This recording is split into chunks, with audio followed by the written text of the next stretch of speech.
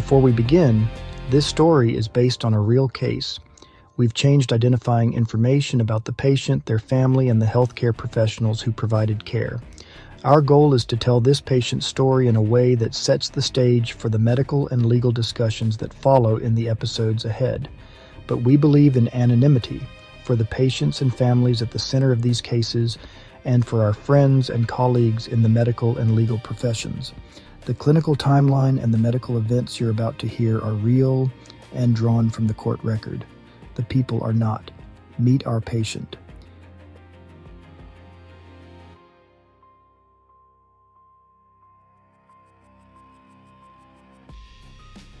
This podcast is for educational and informational purposes only.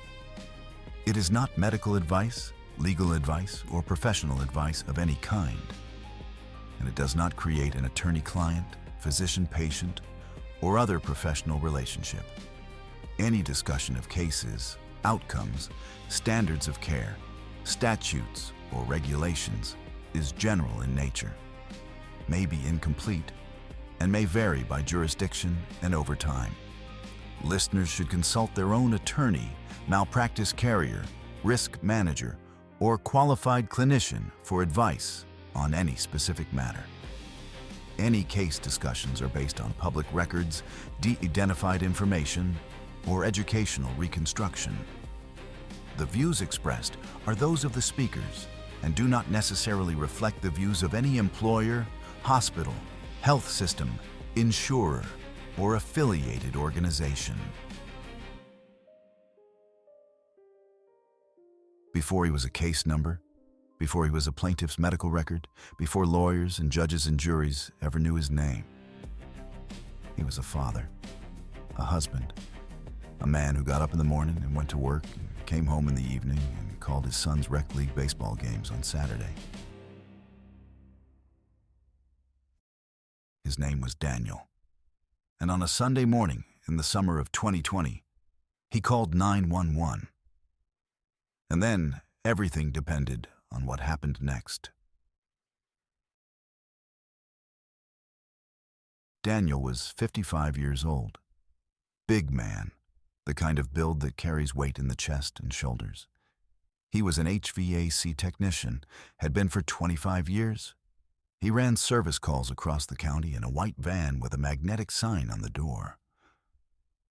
He was good at the work, and he didn't rush. 12 years ago, he'd married Maria. She brought order to his life, and 2 sons. Caleb was 10, already tall for his age, serious about baseball in the way only a kid that age can be. He wanted to get it right every swing. Jack was 8, quieter, the kind of kid who sat at the kitchen table drawing animals for hours, while his brother practiced in the backyard. Daniel coached Caleb's rec league team on Saturday mornings. He wasn't a great coach, too patient, too willing to let a kid figure out the swing on his own, too reluctant to raise his voice. But the boys loved him because he never yelled and he always showed up. That was the thing people noticed about Daniel. He showed up.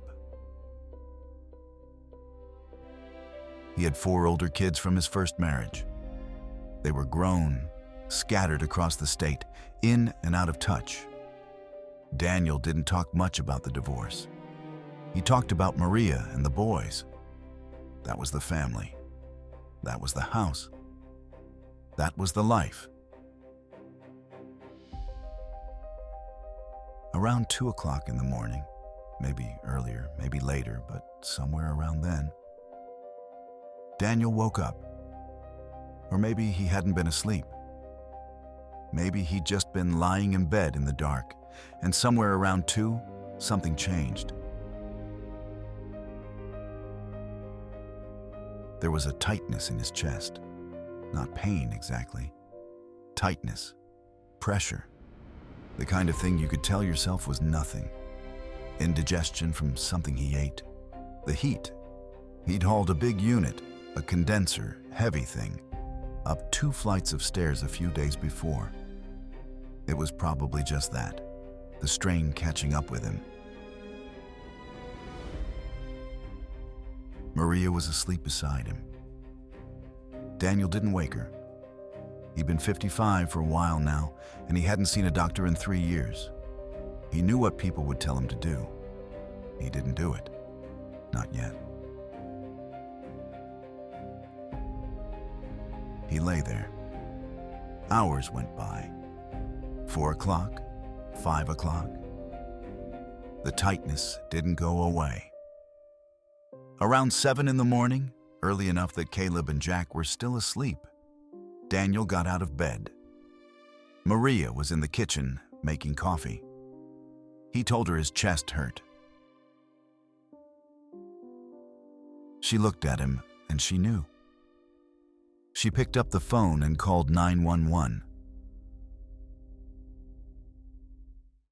The ambulance came. EMS was there. Professional, alert, already thinking through the possibilities. Daniel was sitting on the front porch. He was conscious. He was talking. He rated his pain a 4 out of 10, which, when you're a 55-year-old man who hasn't complained about much in his life, might actually mean something very different than 4. He told the paramedics that his chest had been hurting, yes. But honestly, it was better now. It was probably nothing. He was cooperating.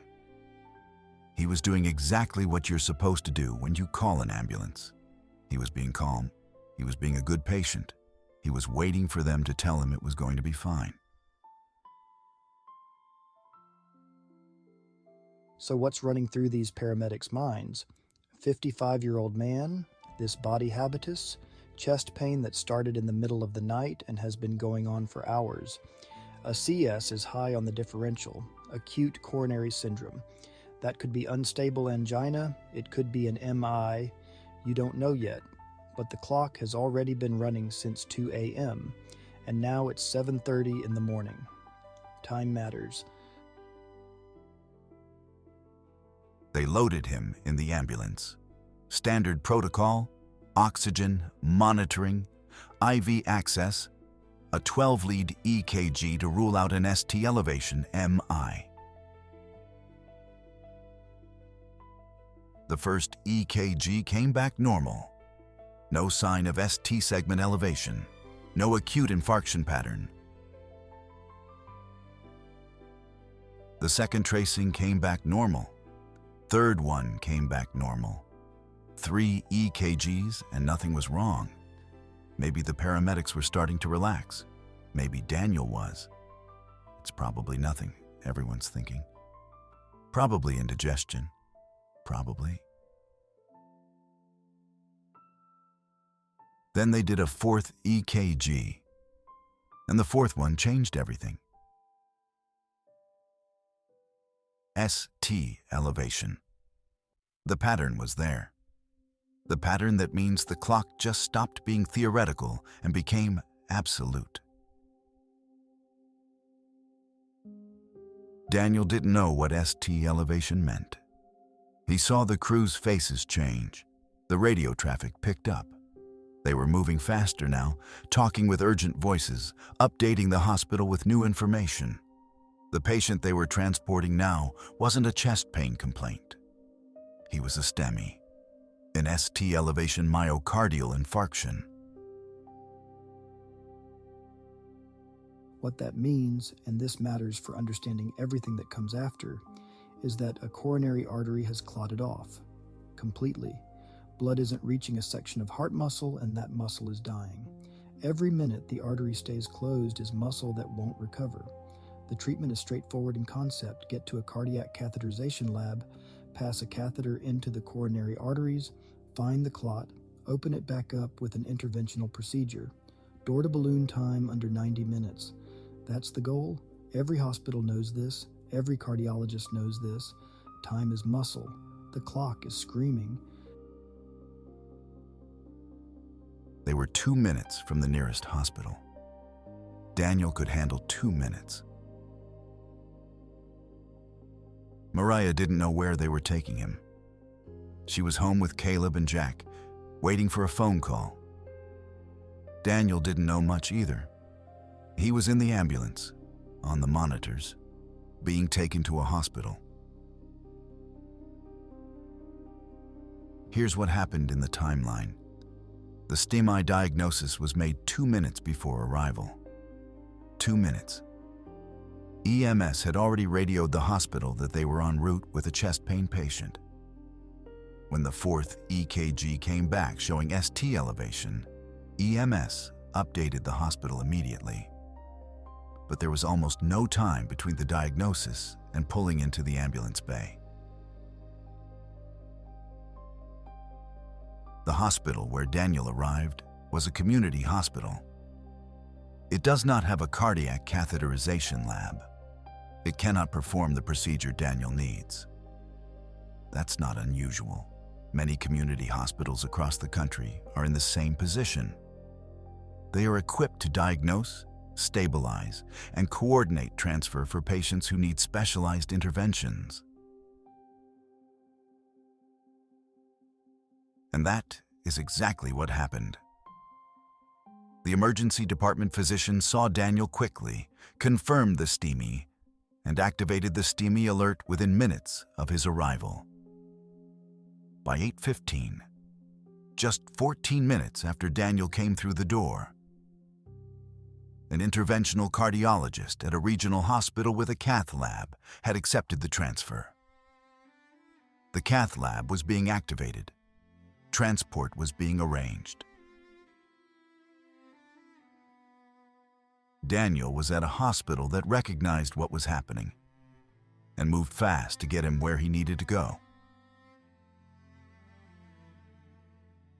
The plan was air transport, a helicopter.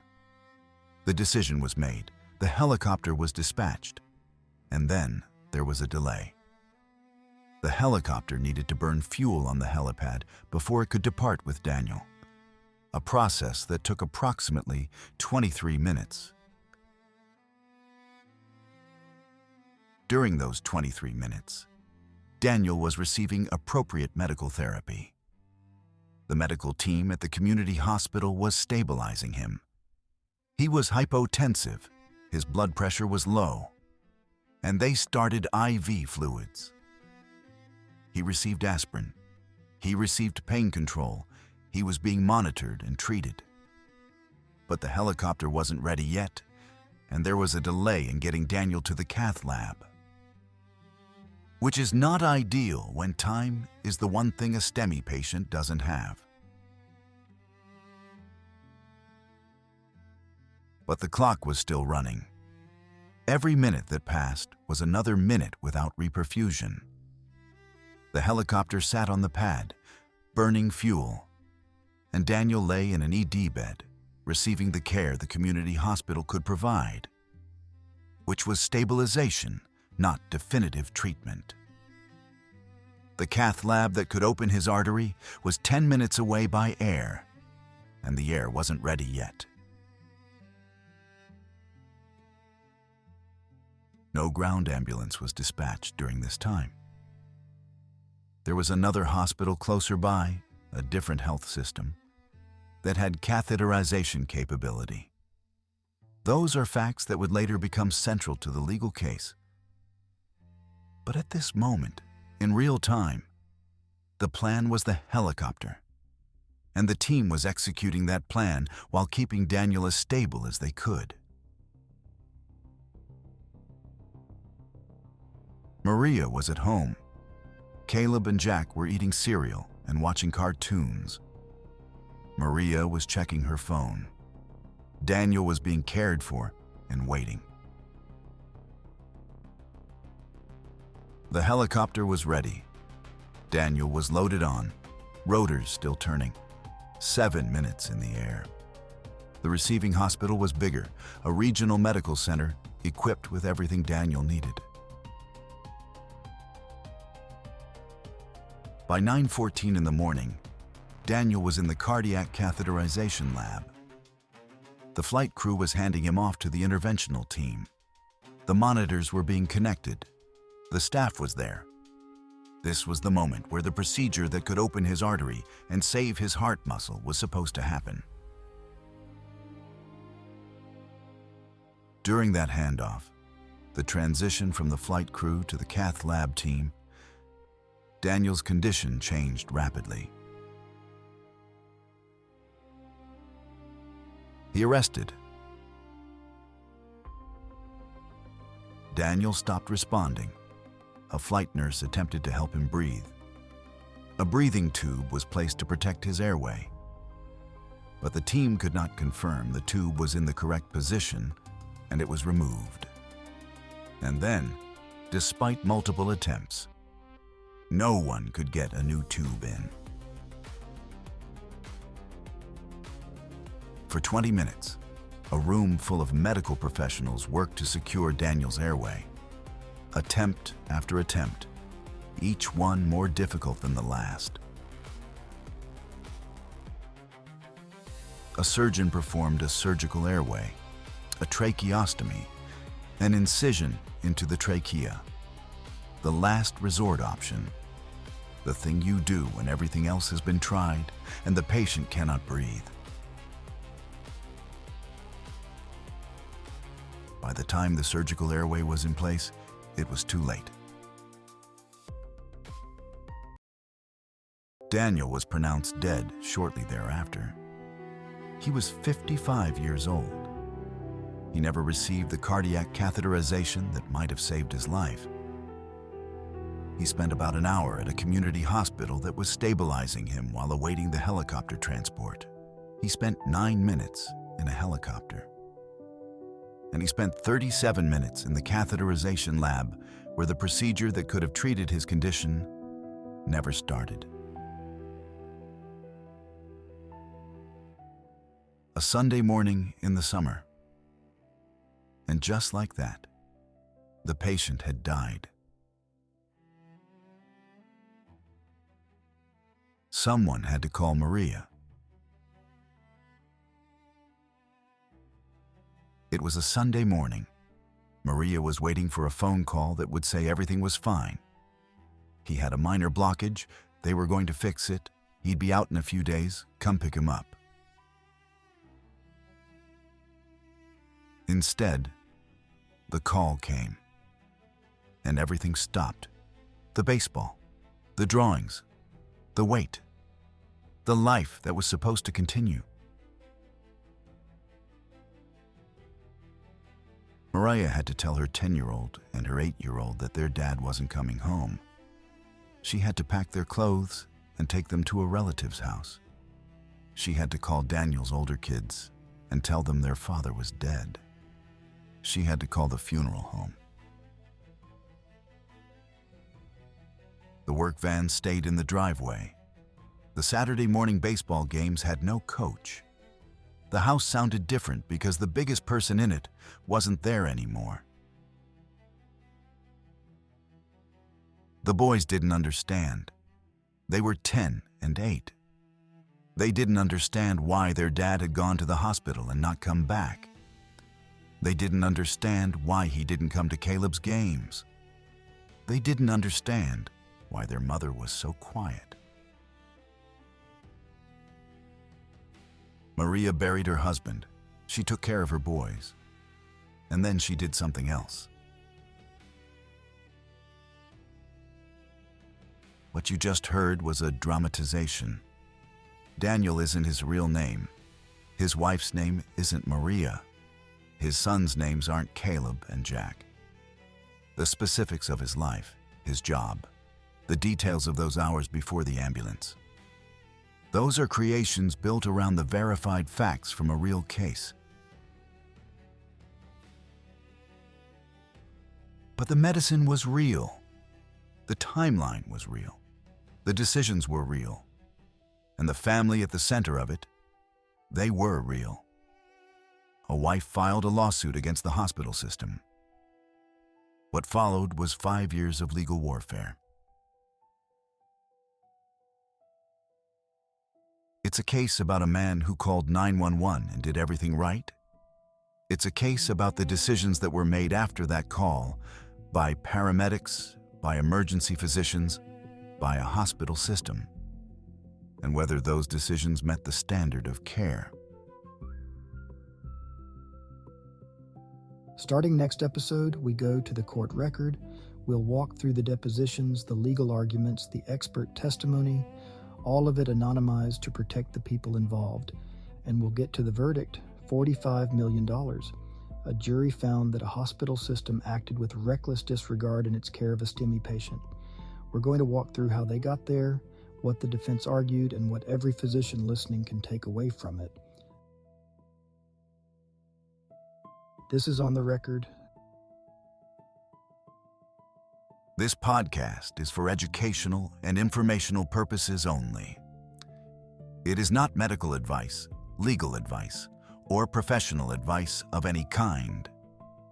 And it does not create an attorney-client, physician-patient, or other professional relationship. Any discussion of cases, outcomes, standards of care, statutes, or regulations is general in nature, may be incomplete, and may vary by jurisdiction and over time. Listeners should consult their own attorney, malpractice carrier, risk manager, or qualified clinician for advice on any specific matter. Any case discussions are based on public records, de-identified information, or educational reconstruction. The views expressed are those of the speakers and do not necessarily reflect the views of any employer, hospital, health system, insurer, or affiliated organization.